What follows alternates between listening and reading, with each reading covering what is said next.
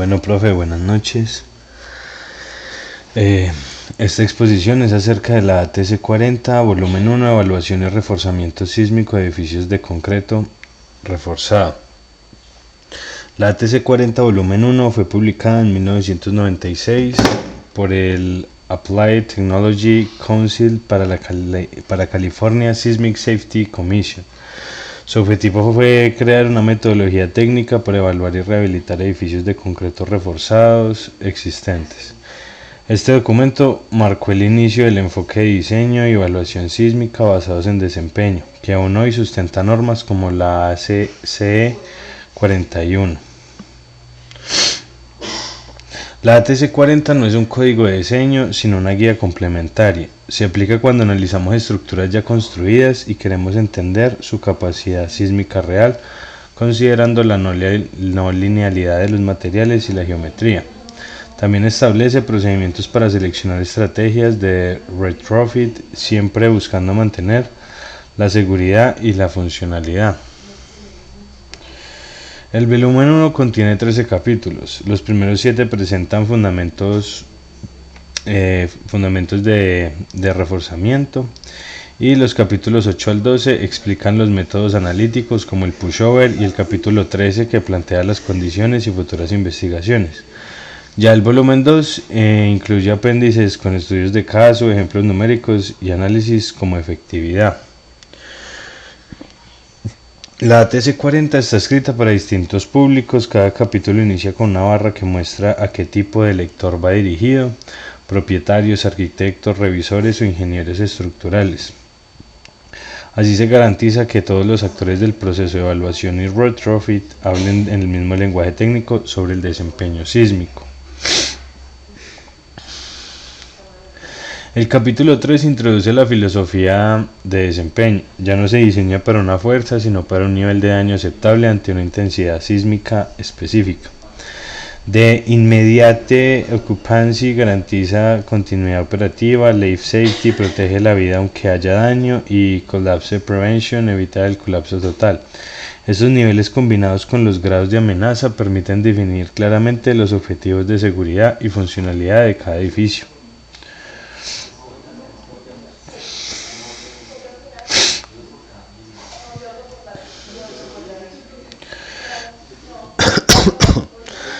En la ATC-40 los niveles de desempeño estructural describen cuánto daño puede soportar un edificio antes de perder su estabilidad. El primer nivel es la ocupación inmediata, y la estructura sufre fisuras leves, pero mantiene su rigidez y puede seguir operando. El life safety, el daño es importante, hay plastificación localizada, pero se protege la vida de los ocupantes. Y en el collapse prevention, la estructura está al límite, grandes deformaciones, rigidez casi nula, pero todavía evita el colapso total. Estos tres niveles permiten traducir el comportamiento real del concreto en estados de desempeño medibles. La ATC-40 aclara que la mayoría de las pérdidas económicas y lesiones en terremotos provienen de fallas no estructurales, tabiques, fachadas y plafones, luminarias o sistemas mecánicos.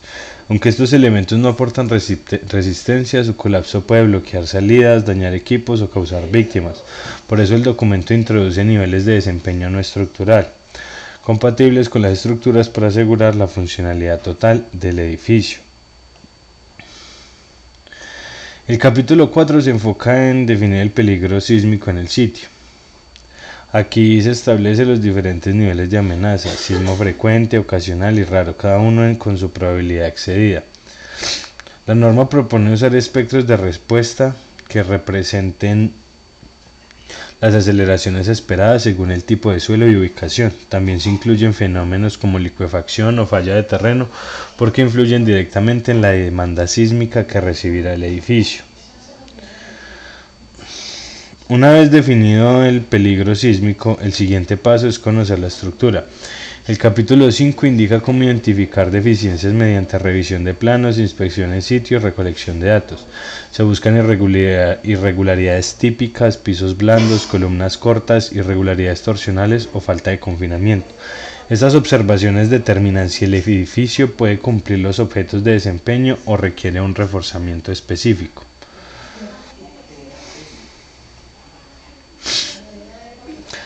Con los datos de inspección y el peligro sísmico definido se realiza una evaluación preliminar. Se compara la demanda sísmica estimada con la capacidad estructural conocida para determinar si el edificio alcanza o no los niveles de desempeño requeridos. Si no lo hace, se recomienda aplicar estrategias de reforzamiento y esta etapa sirve como filtro inicial antes de pasar al análisis no lineal detallado. El capítulo 6 presenta las estrategias de reforzamiento sísmico conocidas como retrofit strategies. Una vez identificadas las deficiencias y el nivel de desempeño actual, se debe decidir cómo mejorar la capacidad de la estructura. La norma describe distintas alternativas: agregar rigidez con muros de corte, aumentar resistencia con encamisados, introducir disipadores de energía o incluso aplicar aislamiento sísmico. El objetivo no es que el edificio quede como nuevo, sino que cumpla con los objetivos de desempeño definidos: seguridad, funcionalidad o protección de las vidas. En la práctica, las intervenciones más comunes incluyen colocar muros de corte para aumentar rigidez lateral, encamisar columnas para elevar resistencia y utilidad, añadir marcos o bracings que distribuyan mejor las fuerzas, o en proyectos de alto nivel incorporar aisladores sísmicos o disipadores de energía. La elección depende de los resultados del análisis pushover y del nivel de daño tolerable según la funcionalidad del edificio.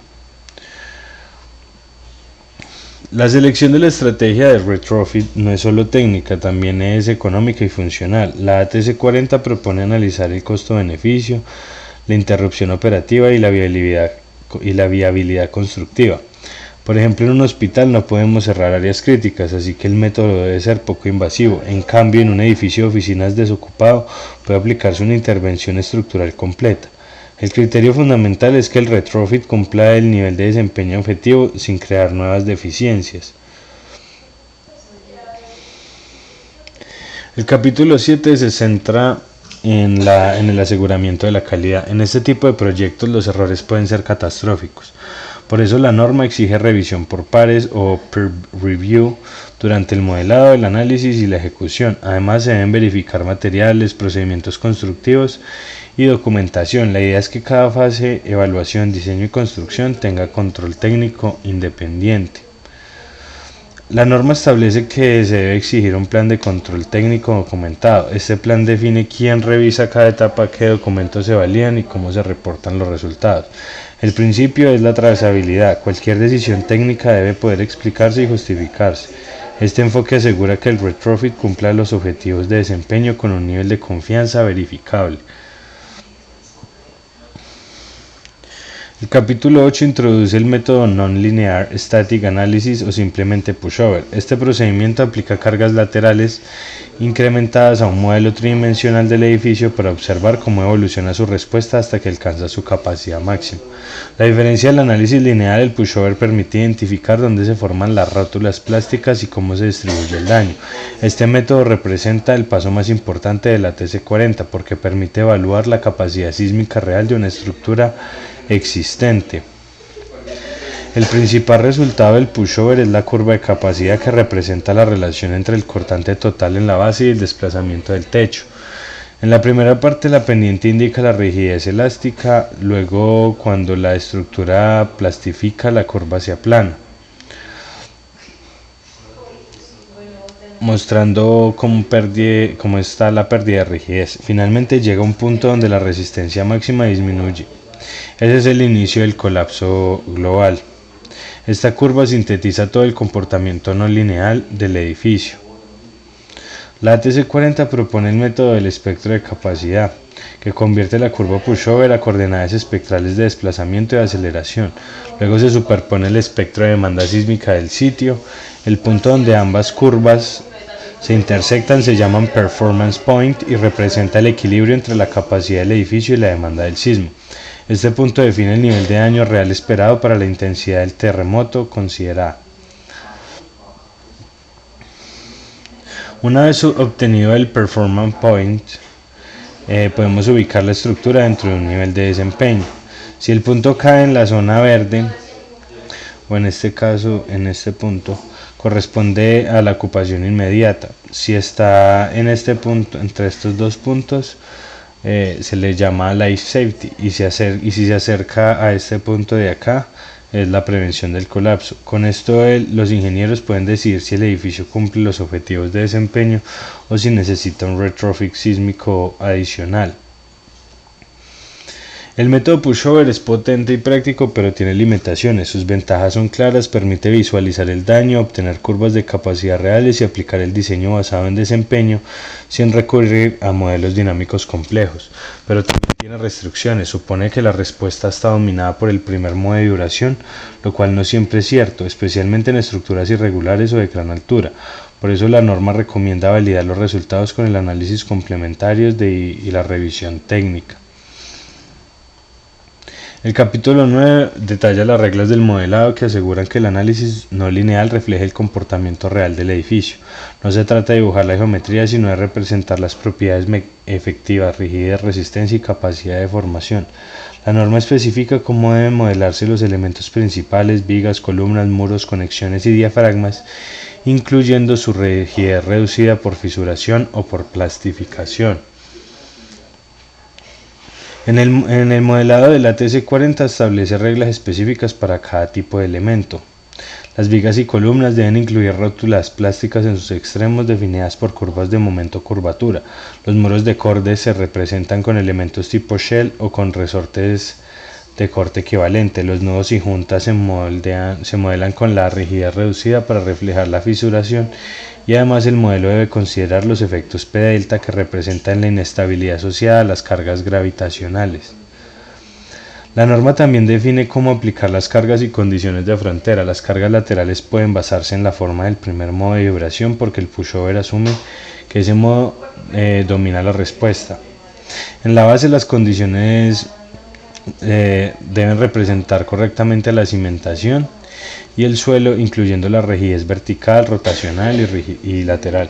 Esto permite que el modelo capture los efectos de interacción suelo-estructura fundamentales en edificios de gran masa o de cimentaciones flexibles. El capítulo 10 amplía la discusión de los efectos de la fundación. La norma reconoce que el comportamiento sísmico no depende solo del edificio, sino también de cómo el suelo reacciona. Se deben incluir rigideces del terreno, la capacidad de soporte y el amortiguamiento inducido por el suelo. Además, si existen pilotes o losas de cimentación, deben modelarse con resortes equivalentes que capturen los desplazamientos relativos entre el suelo y la estructura. Finalmente, la ATC40 establece que cualquier evaluación del retrofit estructural debe ir complementado de la verificación de la fundación existente. Si las zapatas o pilotes no tienen capacidad suficiente, deben reforzarse con elementos adicionales como ampliaciones o vigas de amarre. El refuerzo de la fundación debe ser coherente con la estrategia del retrofit, adaptada para la superestructura para evitar incompatibilidades de rigidez o asentamientos diferenciales. El capítulo 11 define los límites de respuesta, que son las deformaciones máximas de un elemento puede alcanzar antes de cambiar su nivel de desempeño. Estos límites permiten traducir los resultados del análisis pushover en niveles de daño cuantificables. En otras palabras, nos dicen hasta dónde puede deformarse una viga, una columna o un muro antes de que el edificio deje cumplir su objetivo de desempeño. La TC40 mide el daño mediante tres parámetros principales: deriva, rotación plástica y curvatura. La deriva relaciona el desplazamiento lateral de la altura del piso. La rotación plástica mide cuánto se dobla un elemento más allá del rango elástico, y la curvatura refleja la deformación unitaria del acero y el concreto. Cada uno de estos parámetros se compara con los límites definidos para los niveles de ocupación. Los límites globales, la norma distingue entre tres límites globales y límites locales. Los límites globales controlan el comportamiento del edificio por completo, por ejemplo la deriva total. Los límites locales evalúan el daño en cada componente, como la rotación plástica o la distorsión de un muro. Estos valores se establecen a partir de ensayos experimentales y calibraciones con modelos no lineales.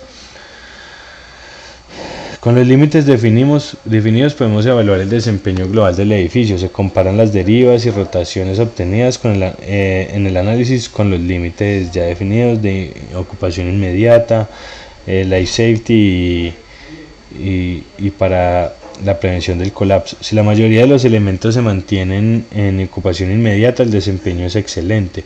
Si varios alcanzan el life safety, se considera aceptable, pero si algunos superan la prevención del colapso, el edificio no cumple y requiere un retrofit. Esta comparación permite identificar el modo de falla dominante y priorizar las intervenciones respectivas. Finalmente, la TC40 define los criterios de aceptación que indican cuando una estructura cumple o no un objetivo de desempeño. Se compara cada elemento con los límites de respuesta.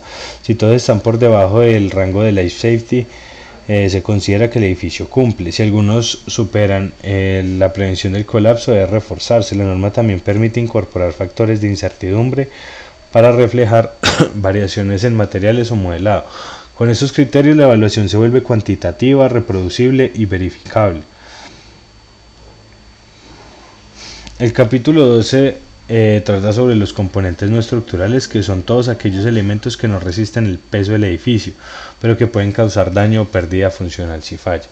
Aquí hablamos de fachadas, tabiques, techos suspendidos, ductos, sistemas eléctricos o mecánicos. Aunque no sostienen la estructura, su falla puede tener consecuencias graves, lesiones, bloqueos de rutas de evacuación e interrupción de servicios críticos. Por eso la norma les asigna criterios de aceptación específicos. La evaluación estructural tiene dos enfoques principales. Primero, se analiza la aceleración de piso que afecta a los componentes pesados o suspendidos, como equipos mecánicos o plafones. Segundo, se evalúan los desplazamientos relativos entre pisos que dañen tabiques y fachadas. La norma exige verificar anclajes, soportes, asegurando que puedan resistir las demandas sísmicas calculadas. Al igual que la estructura, los componentes no estructurales tienen niveles de desempeño. En la ocupación inmediata deben seguir operando y sin desprendimientos. En el life safety pueden dañarse pero sin riesgo para las personas, y en la prevención del colapso pueden sufrir daño severo pero no deben caerse completamente. Estos criterios garantizan que el edificio sea seguro, funcional y no solo que colapse. Uno de los mayores aportes de la TC40 es promover la integración entre evaluación estructural y no estructural. No basta con que el marco de concreto resista. Si se desprenden las fachadas o se dañan los sistemas eléctricos, el edificio no será funcional. Por eso la normativa enfatiza en el trabajo conjunto entre especialidades y la definición de objetivos de desempeño global, que incluyan seguridad y operación post-sismo.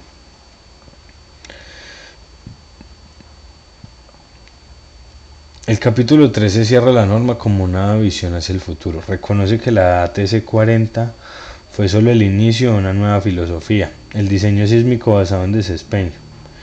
Este documento sirvió como base para las guías del FEMA 273 y 356 y finalmente para las normas ASCE 41 vigente hoy en los Estados Unidos y tomando referencia internacional.